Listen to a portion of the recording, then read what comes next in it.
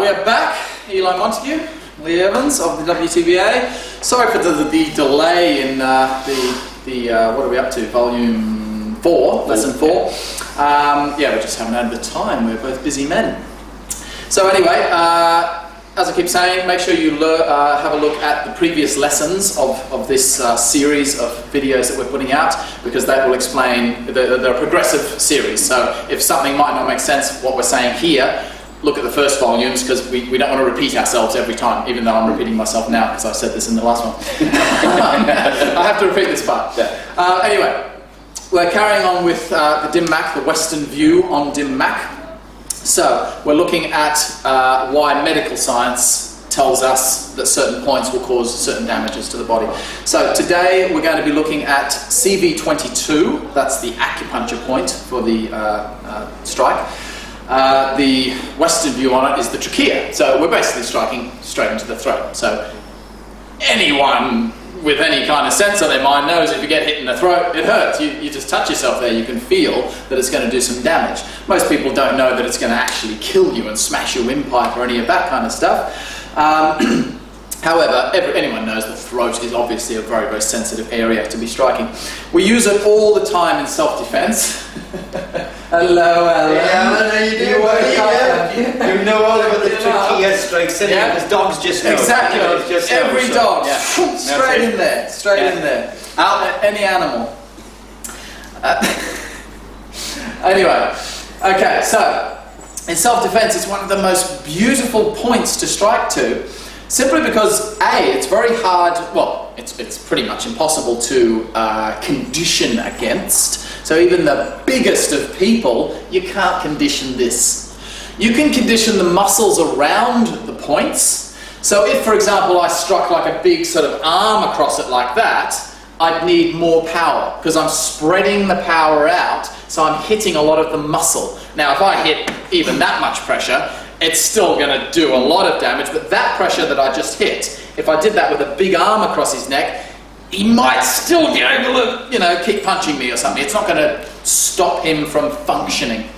But that same pressure, with a thumb in there, or fingers, or a one knuckle punch, or just anything like this, right into the trachea itself, then literally, if you use your fingertips or your thumb is a lovely little weapon. If you aim your thumb, just like that, he can't breathe anymore, you see.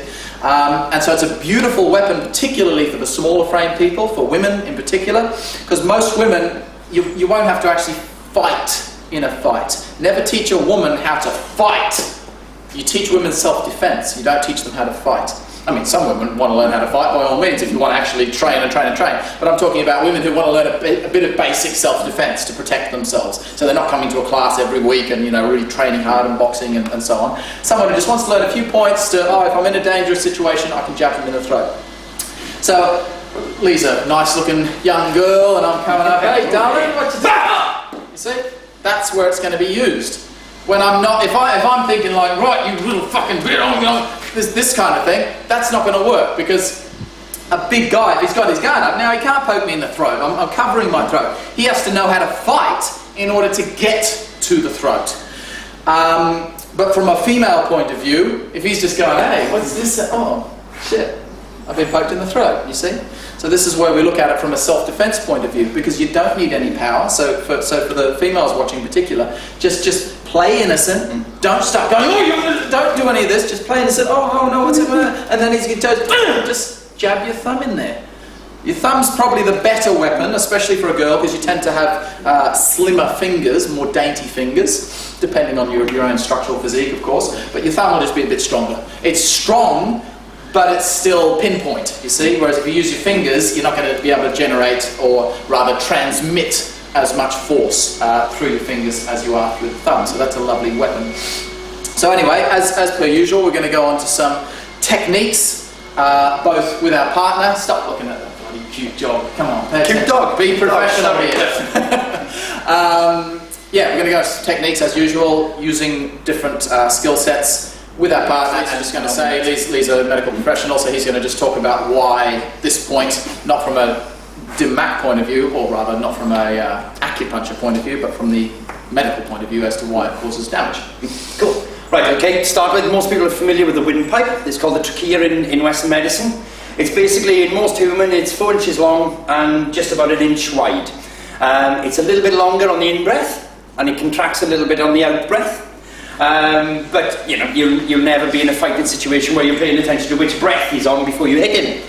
So, it's made up basically of 20 cartilage rings, and a cartilage ring will compress when it's touched. The cartilage rings are then adjoined by a material known as mucosa. It's the same stuff that lines the inside of your nose, that lines the inside of your mouth. So it's a very, very soft but quite pliable material. So where CV22 comes into things and makes this point strike such a valuable point strike is anywhere that you strike the trachea, down the front of the trachea, is going to do a lot of damage.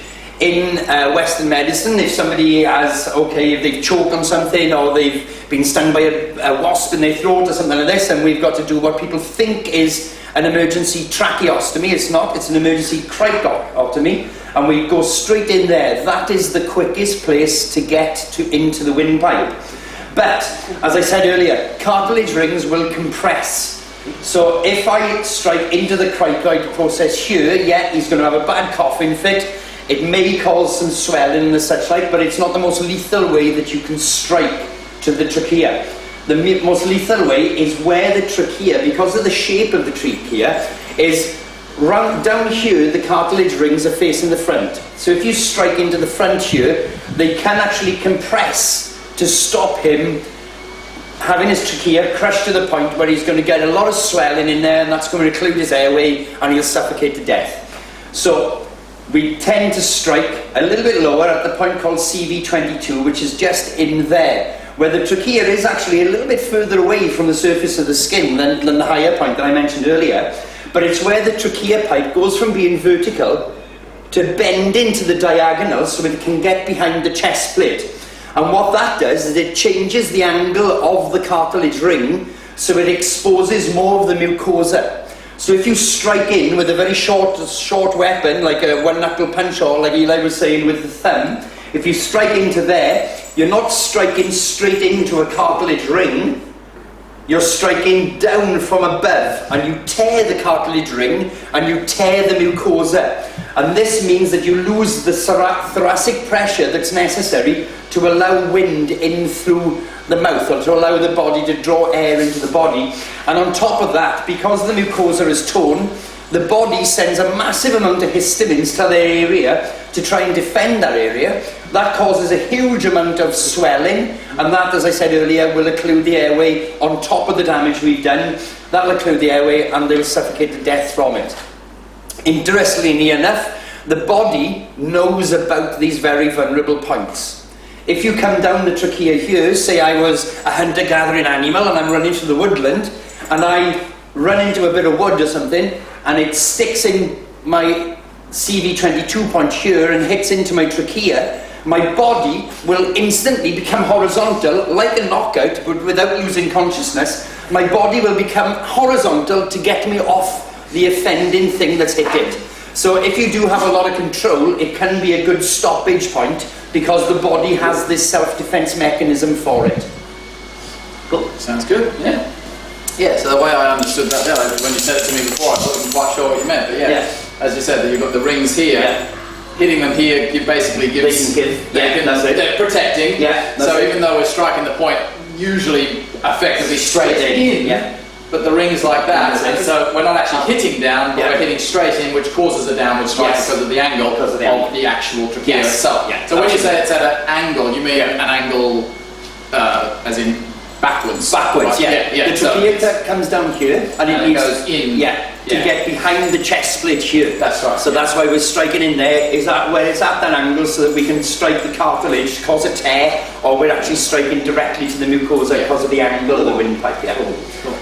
Okay, so as from what Leigh's just said there, what we're doing is in our DIMMAC training and various techniques that we might use in fighting self-defense, there are times, for example, if I'm using just a square out punch or something, or an elbow particularly, as a general rule, I'm not aiming at CV22 with an elbow. I might still call it a CV22 strike, because that's the most obvious point that we're sort of looking at. It's closer to that point than any other point. But generally speaking, if I'm aiming with an elbow, you see an elbow is not going to fit into CV22. But an elbow is strong enough to, it doesn't matter.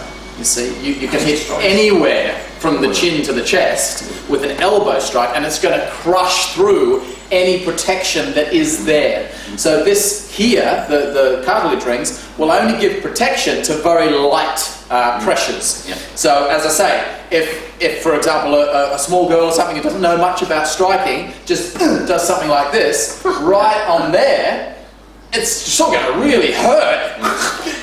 You're going to be like this. You're not going to be able to breathe really well, but you're still going to be able to lamp someone. So as a smaller person, you especially don't want to do anything in a fight. It's going to piss off the other guy. Yeah. So if I'm the dainty little girl, I don't want to go and slap him in the face. Now he's angry. Now he's gone from feeling me up to punching me in the jaw. And you take one punch from a big guy, if you're a small person, you're going to be knocked out on the floor, and then you can do what you want with him. So, yeah, as I say, if you're not able to develop enough power, you have to get your points right into, you can feel it. Don't do this with any pressure. No striking at all. Don't even hit pressure, like even just that pressure. Do not do it. It's dangerous. But you can just feel, only with very light pressing power, just push there. You can feel, you can feel that lumpy bit. That's kind of, I can deal with that. But just there, just the lightest, you can feel that little knob. It's like a little, what's the trachea? It's a little cartilage rings. Yeah, exactly. And it's a little bit of grit in there, sort of thing. You can just feel it there. That's what we're hitting. So that really super sensitive point is what we're going to be striking. Al, sit. Aye, sit. You can cut this bit out, can't you? Yeah. Alan, sit. Stay there. Stay there. Look at training now. Back to the combative sort of training. Okay, we're going to add the first one here, as you saw before, or you may not have seen because it was done fast. But the initial movement now is into the eyes. So because I'm on this side, we're giving you a little bit of an extra technique here to open up the CV22 to get the thumb in there, right? So another lovely area is of course the eyes. The eyes are another area like CV22 that you can't condition. Doesn't matter how big the guy is, you stick your fingers in his eyes, he's going to move his head back. So as he moves his head back because of that strike, now that's all nicely opened, and I can stick that in there. If he's got his chin tucked down like a good fighter, I'm not going to get it in there, you see? So I'm not going to try to go for CV22 if I can feel he's got his shoulders up and his chin down. But boom, I'm going to stick my fingers in his eyes or under his nose. That's going to knock his head back. Even if it's not super powerful, you stick your fingers in someone's eyes, they're going to move their head back for you because they don't want to have their eyes ripped out. And then straight away, you've got to get that thumb back into there. Now, I don't know if you noticed, but I did two different techniques subconsciously when I was doing it with Leigh then. I was planning, the technique that I planned out to show you today was bang and come straight into the point here. But a couple of times there, where Leigh came in, my strike on his arm ended up being a bit harder. His body turned a little bit more. So after the eye strike, I couldn't fit it in, you see, so I naturally rotated the hand that way. So it was coming in sideways rather than frontways. So we'll train both of those for the sake of practice. Dependent on where you are. Boom! If he's gone more front back, whoom, you can come straight in with that one. If he's turned a bit, you see, you're going to come straight back in with that thumb coming this way. Okay, so that's the first technique. We're still going to do everything like we did in the previous lesson, so I'm not going to talk too much about them because the body mechanics is the same as what you've already learnt. So we're V-stepping. We're evading the strike. We're moving forward. All that same stuff applies as to the previous techniques. We're glancing the blow, sliding up the arm with both hands are sliding up the arm. The left hand is doing more of the lateral bump, whilst the right hand is sliding more straight up the arm and into his eyes. This could be either eyes or straight up under the nose as a setup to here. Either one of those will set you up for that. So I normally tell people we're not going like this into the eyes, you're going like that into the eyes, you see. So your fingers are going to do that. They're going to drive up into his eyes, in which case you're going to get his nose as well, anyway. So that's our first move. And then, as I come through, straight in there with your CV22. The trick to this particular method is not the body mechanics of power in the movement, although there are good body mechanics of power in the posture. The main thing we're trying to get with this is quickness from here to here. If I go like, and have any delay there, I haven't done anything that severe to him. So he's probably already going to be throwing a second punch, you see. So I need to be able to come straight in there. And you'll notice what I'm doing also, very important area here. After the first eye strike, we'll call it, you see I'm here. Now watch what I'm doing on the second move. See where I've ended up? So that, in theory, you're probably never going to end up there, because he's probably going to turn as well. So let's say, for example, just doing it slowly, just to explain the principle. If I go bang, and as soon as he's thrown that first punch, he throws a second punch. Bang, bang, see? Now I'm okay, my strike blocked his punch instead of striking, so at least I haven't been hit, maybe my thumb's gone in his eye instead. But if I move, you see, I'm past where he thought I was. So I'm not just moving just to here, I'm in a good position for him to punch me. I'm at least not here. This is the worst thing you can do, is stay right where he thinks you are. Now I'm right where he wants me for that second punch. At least just coming to here, he's going to have to slightly change his angle to get me with that punch. So I want to be even further out of the way.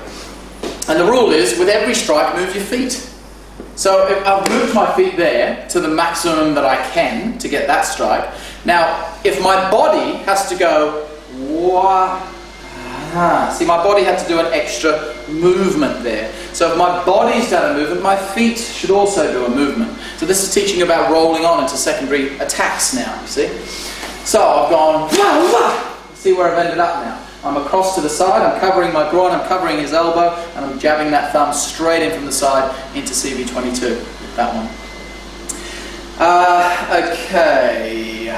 The other ones, the other one, okay, this one's the same as some of the other ones that you will have done, but just with a slightly different punch on the end of it. So we used this one, I think we used this for stomach 9 on the first lesson, possibly. I can't remember which ones we used it for now, but he throws a hook punch coming through here. So I'm attacking down his arm, like this, evading to the side, so I'm moving away from that attacking arm in this case.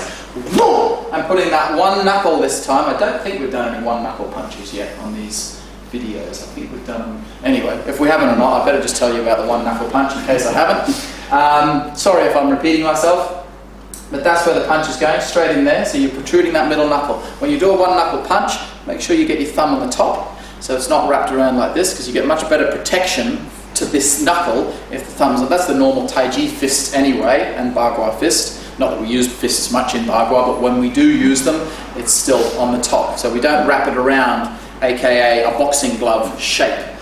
We put the thumb on the top. This squeezes the knuckles together and flattens out the palm, making it much stronger than when we go like this and it rounds the palm like this. So thumb is always on the top. So with the one knuckle, it's exactly the same. You're just trying to concentrate the pressure there into that knuckle. So there's a little bit of a squeeze from the thumb, just as you strike.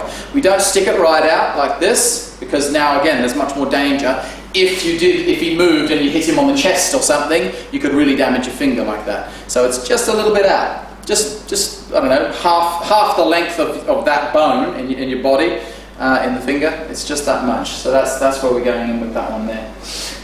Putting the thumb on top also makes the metacarpals in the back of the hand nice and straight to allow for power delivery, and it also makes the pisiform and the scaphoid not at a wonky angle when you wrap your thumb under like that, so you're less likely to get an impactive damage to the scaphoid. But basically when you're punching, you want to have a straight line, straight up to the striking portion, so that power can run in a straight line up the arm. If there's any sort of bend or deviation in it, you're compromising the wrist, or you're compromising the bone in the back of the hands, and you're also depleting the amount of power that you get out of the knuckle. Yeah. Okay, when we punch in this time, the glass of the fist. Okay, what we don't want to do is have the intention here. You see, there's a lot. The key to getting this punch actually correct is being able to punch in here See the angle of my hand in this case? Involuntary. I'm not punching. Normally we punch, as Leigh just said, always like this, when it's a hard punch. Like when you're going to break someone's chest or ribs, you want that dead alignment kind of thing. Whereas into the neck here, if I have that flat alignment, even with the one knuckle, see, no pressure went into his neck, you see? All that pressure is going straight into his chest because of this, it's hitting these knuckles. So I actually need to, see, so I'm actually getting a slightly pulled down angle when I'm coming in there as an attack. So it's, as I say, it's punching like that. Now I wouldn't want to do that punch if I'm hitting something that I'm driving through. If I hit a bag like that and went through it, I may hurt my hand. But when we punch to this point, even if I punch, I'll just punch you lightly on here, even if I punch here, now if I go like that, even there, that didn't, I mean it didn't hurt me, but it didn't feel comfortable for me. You see, I could feel that if I did it more, it might put a bit of pressure. However, that, because it recoiled, it didn't hit there and continue through. Therefore, by the time the wrist bent to there, it was recoiling. See, that's the point of the strike. So, if my fist is straight, I can go through all day long and it stays in alignment. If I'm bending it, if I go to there and keep going through, that's where I'm going to hurt my wrist. But if I only go through just that much, and that's what all we need for CV22, that gives you the correct alignment for the punch. So you're actually lifting your wrist a little bit on that particular punch. Boom! Like that. You're just on the contact. You're expressing up from the palm, not straight like that. You'll probably still get the throat, but you won't have that exact accuracy. You're going to waste a lot of your power in through the chest. Whereas get it like that, and you can just feel it sink right into the CV22. So that's that one. I'm not going to go over that with too much detail because it's the same body mechanics as what we've already done in the previous one. We're evading to the side, attacking down the arm, down through the pericardium channel, down through the inside of the arm, and up into the knuckle. He's attacking my knuckle. Boom! With like my throat. Yeah.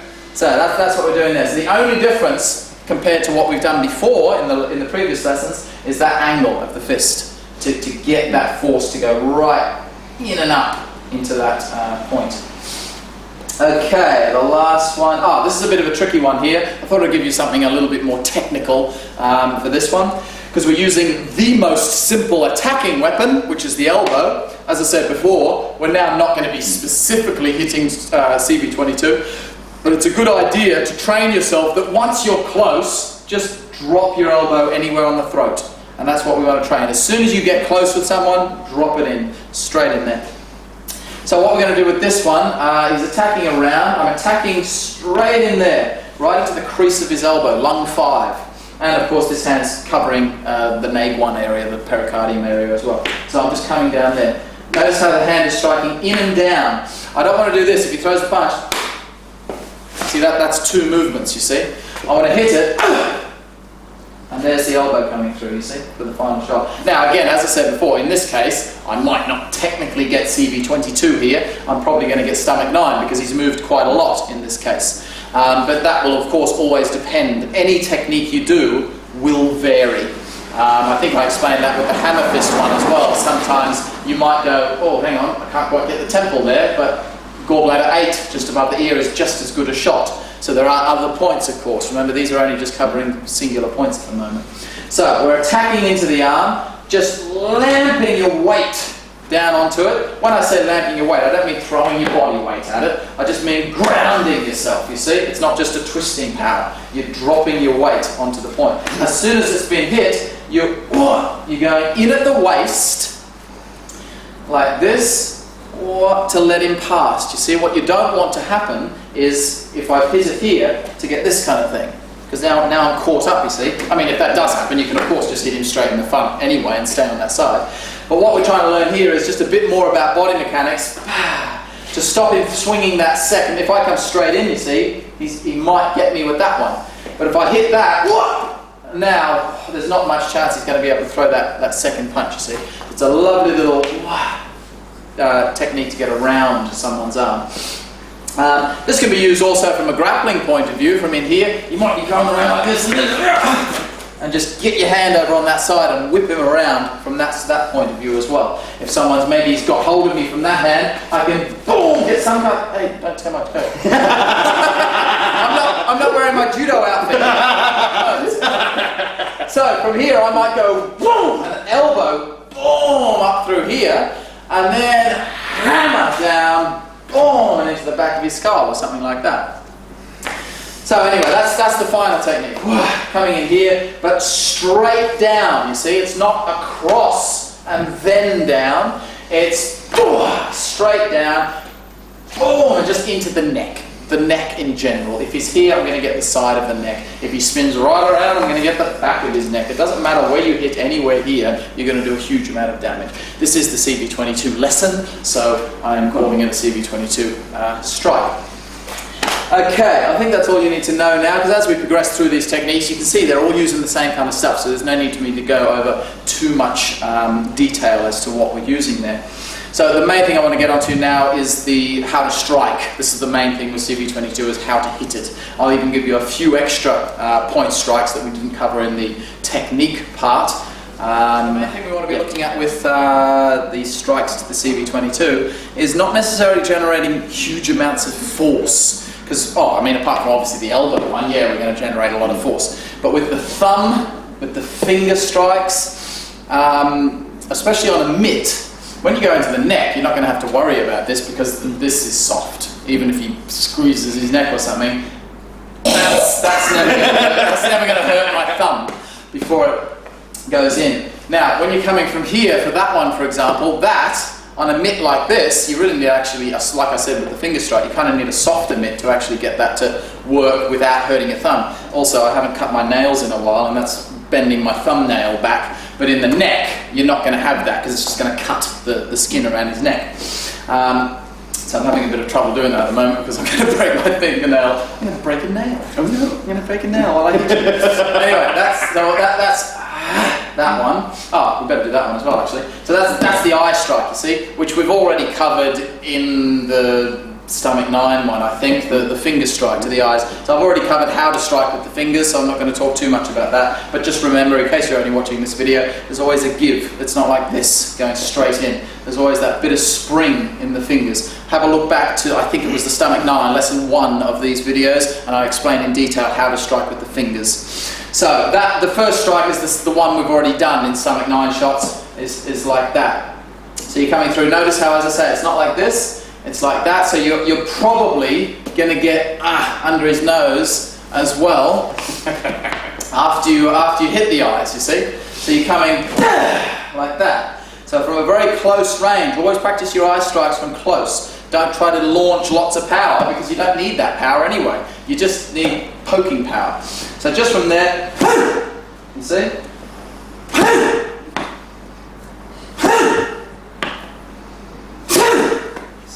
And you can transmit quite a lot of force through your fingers if you've had the right training. Keep in mind, as I say, on a hard mitt like that, that's much more difficult than sticking your fingers in someone's eyes or into the throat. So if you can kind of transmit power in there without hurting your fingers, you're going to be fine sticking them into someone's neck. Okay, going for the thumb now. So what did we do? Yeah, we went bang, boom, and then in from the side, like that. So I'll give you both versions, a front-on version, assuming maybe you're in this sort of boom situation where you can come through, and then the side-on version, which was more like the technique that I actually gave. So we'll do the front-on version like that. So you literally just stand there like that.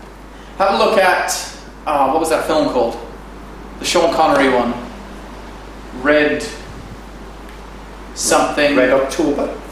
No. Hunt for Red October. Hunt for Red October. I can't remember. Punches the guy as he opens the door. Boom. Yeah. He says something in the film. Sean Connery film. It's beautifully portrayed as to how this point works. Anyway, I mean, it's just acting, but it is how it would work. Yeah. And he says something. He has a beautiful line in it because he says, it's something like, I'll only fight you.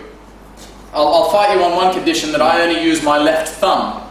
And the guy says, what about your right hand? He said, no, my right hand's far too deadly for you, or something like this, so he only wants to use his one thumb. And this guy's like, doing all these fancy techniques, and Sean Connery's just there, and he just goes, poof, every time he comes into him, just just sticks his thumb straight in his throat. And it's just a really nice little scene. That's basically what we're doing here. So again, close range. Don't be thinking like knockout power through your thumb, because that's just one little bone, you see. You don't want to train that much force through here. If you want to deliver force, you're going to use a fist or a palm or an elbow or something like that. Whereas in here, like if I hit Leigh with the maximum force that I can throw a punch and delivered that straight into a hard thing, I'd probably break my thumb. Oh, mind you, keep in mind, as I said, with the thumb, it's, you see? You see, that's still a fair, now that kind of like, it's not comfortable on my thumb, but it's not like it's going to snap my thumb, because you'll notice I still didn't push through. I didn't go boom and follow through. So that by the time my thumb kind of bends to there, I'm already retracting. My force is already pulling back. So I'm not going deep enough to cause a break in the hand. Okay, so that's quite a nice thumb shot. I like that. Just the way you take this so. Dad did that to me once in stomach 11, just a little sideline. Stomach 11 is just on your clavicle joint, right? And we normally access it through here, through the top of the clavicle. You can use it with downward elbows or cutting down or bang. It's a little bit hard to get to though. And he was demonstrating it. He was demonstrating, I think, a CV22 shot, actually. But he was saying you can also access stomach 11 with your thumb as you go in. So I think he was doing a claw of some kind, sticking the thumb in here and hitting with the finger. I think it was the technique he was doing. So anyway, he didn't hit me physically in the throat. He just signified the throat shot, but he did physically hit me there. And when he said it, I was kind of like, I don't know if that's really going to do much. And he did what I just did to you then with the thumb, but just up under the collarbone, right up under the collarbone from the other side. Oh my God, it took my whole arm out. And that was only, that wasn't like with full force or anything, but it just really, really took it out of me. Anyway, okay, so we're coming through like that now. So you're striking in like that, right on that part of your thumb, like that. So I'm not pointing the thumb like that. That's going to percuss into the finger. I'm giving it like that, so it's got a bit of bend to it, like this. It's like people who do push-ups on their thumbs. They don't do push-ups on their thumbs like that. They'll bend their thumbs back.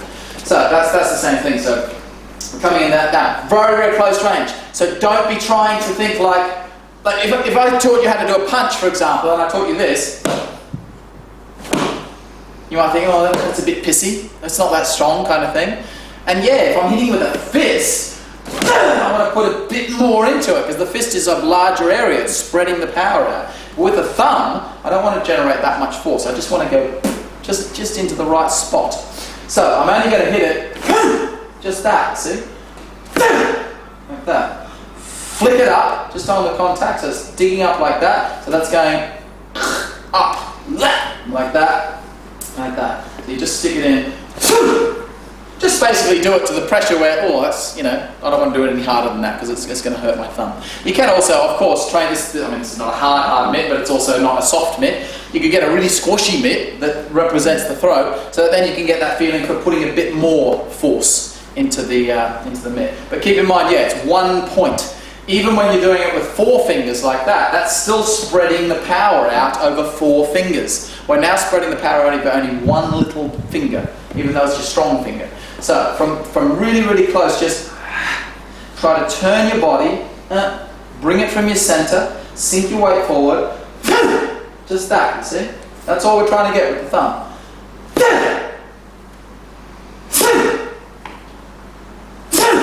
You see? Now you put that right in there, boom, like that, and that's going to stop anyone from wanting to fight. It's at least going to do enough. Keep in mind, all strikes we always follow on, so boom, and then bring your elbow in afterwards. Or, and then, okay, what was the last one? You're going to do the thumb from the thumb from the side, right, okay. Coming in this way now. So now this one's a little bit trickier to get on the mitt, so you're going to have to sort of hold it that way, because with this one, you would be coming into the neck pretty much square in, like that, which feels lovely if you put it into the neck, but on a mitt, it's an unrealistic shape to be striking. So I'm striking across my body and striking like that. Now that's okay, it feels a bit uncomfortable on my thumb, but if you're not used to it, you've got to be really careful.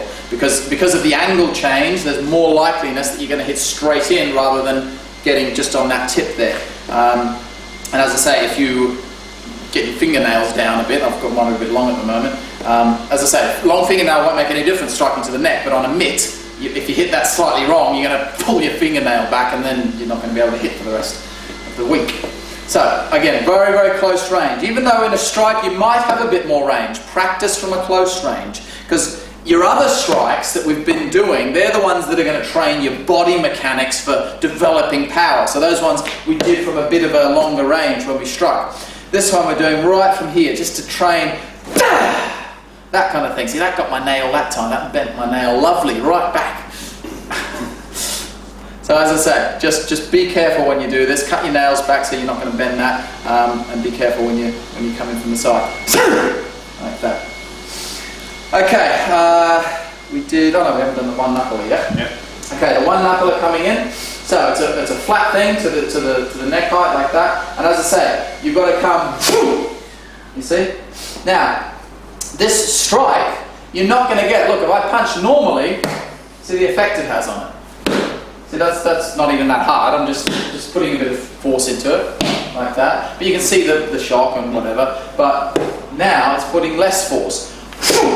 You see? Because I'm dissipating some of the force. I'm allowing the force to go only through literally one knuckle.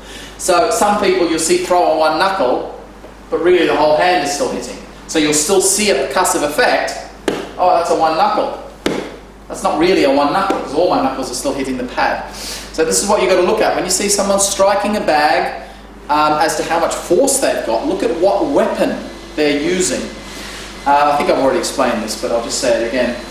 If I do a back fist with the knuckles, which is the better way to do a back fist, rather than lamping it with the whole back of the hand, if you hit just with the tip of the knuckles, the smaller the surface area is of the thing you're hitting, the less movement will happen. Like when you saw me then hit Leigh, that was quite a really hard hit straight onto his chest, but it just did that to him. But if I used my elbow like that, like hitting with the whole forearm, with less power, but it's going to move him more because it's a larger weapon. So you've got to look at surface area of contact as well as how close is it to your center. The closer something is to your center, the more movement is going to happen to the other person. It doesn't mean necessarily it's more powerful, it's just not as concentrated. So when I hit with an elbow, you can see that force going into the bag because it's spread out over a larger point, so that's going to cause more movement to his body.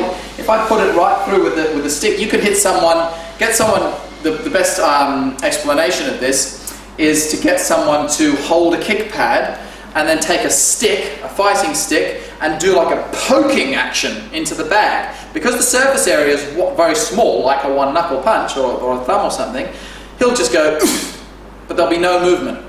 But you do half the pressure with a fist, which is like 5 times the size of the end of the stick, and he'll feel more come through. It'll cause more movement back. So yeah, all I'm saying is when you see people demonstrating power and stuff, if you see someone do a finger strike like I am now, and you think, oh, it's not moving the bag much, that doesn't necessarily mean there's not power in it. It's just simply not moving power. So we're coming through here now, and we're coming up like that. So yeah, mid flat like that, and I'm punching in. So as I say, I'm not kicking the wrist up like that. I'm letting it through that way, like that. Close range, spiral it over. Much the same as one that we've done previously, only the previous one was a normal punch. This time we're getting that one knuckle to dig into the point. Sink your weight into your front leg, bring it through. Be careful not to telegraph the punch, so don't load your shoulder back, don't do this kind of thing, just bring it straight through, like that. So that's the power you're sort of going to get when that's literally just that one knuckle touching the bag. Okay, the final strike is the elbow. Now we haven't covered the elbow in any strikes yet. So when we strike with an elbow, same as all the strikes, we don't want to follow through, so we don't want to do this kind of thing. See, it moves his body a lot, but it's not actually that powerful. Plus, you put yourself in a bad position. When you're throwing an elbow strike, if you have intention to follow through, and he subtly moves and maybe covers it with that arm, you end up in a very awkward position. See? But if he does move out of the way and does the same thing, but I'm recoiled, then I can still keep boxing, you see? I don't have to then recoil from where I've put myself. So any strikes that we do with the elbow, we class that as a straight line strike. So at no point are we pushing through like this. See, that's still pushing through. We're bouncing off. As soon as you hit the target, let it back again. Keep your hand roughly in your center, palm to the ground. So don't turn your hand over this way. This will get more the back side of the forearm. Turn your hand that way so your knife edge is outward, your palm is to the ground. This exposes the best striking area of the elbow, like that. Your center should be past the striking point. So I'm not trying to stand in front of the bag and hit it like this, which I see a lot of people do. Put the strike like that, because it's equivalent of that. You see, your center is to the side of the point that we're striking to. So like that, straight in. Again, always with the elbow, close range. Because if you were out here, you wouldn't use the elbow. You would use something longer. So you're only ever going to use an elbow from a very close range. Just flick it up, like that, drive off the back foot, twist from your waist, like that, you see? See how I'm recoiling? And I'm ending up back here. My waist is pulling back to the right, slightly, upon from there. Don't, like the other ones, don't go, and then all of a sudden you're back here. You're striking from long range again to generate power. Put your finger, I normally tell people, put your hand on it, like that. That's the range you should be striking from. With your hand on the mitt, boom, straight in, like that.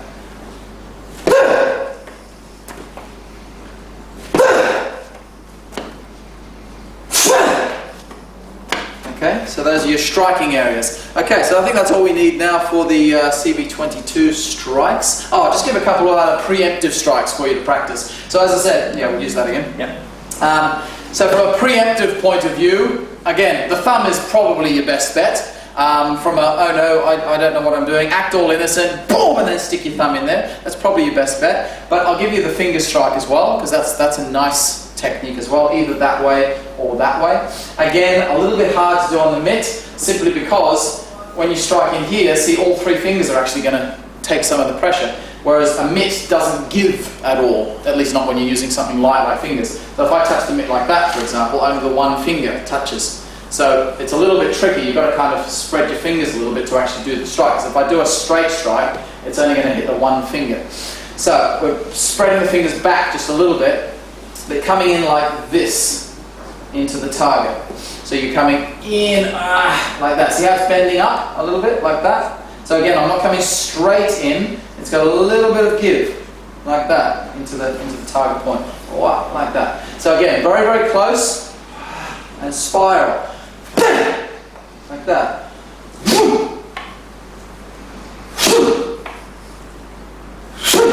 But be very careful when you do these, when you practice. Do it really lightly first, otherwise you might bust your fingers, okay? Always be gentle with yourself when you first start out. These kind of strikes actually are fantastic to practice on a pillow.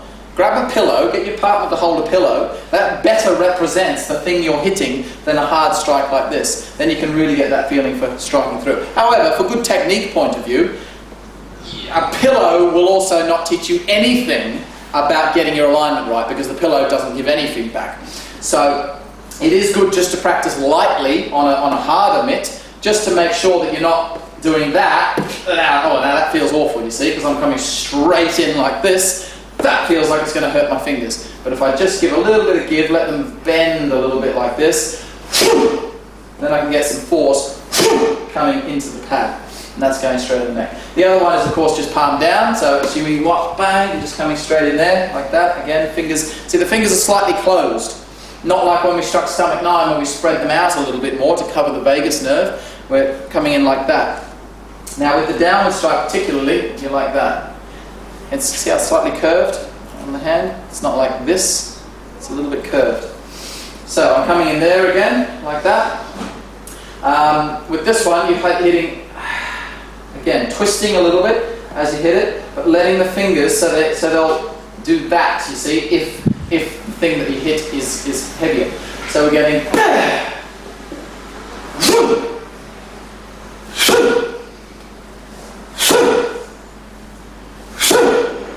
so you see that body movement, it's spiraling and twisting into the strike. And that's going to go straight in there. It's a lovely little technique to go in there. Okay, I think that'll do. Right, so that's CV22, the, what's it called? The trachea. Trachea. Yeah, the trachea. That's the end of lesson 4. The next lesson we're going on to CV14. So we're going to be carrying on with that in the next lesson. Thanks, Leigh. Thanks for watching. Thank you very much.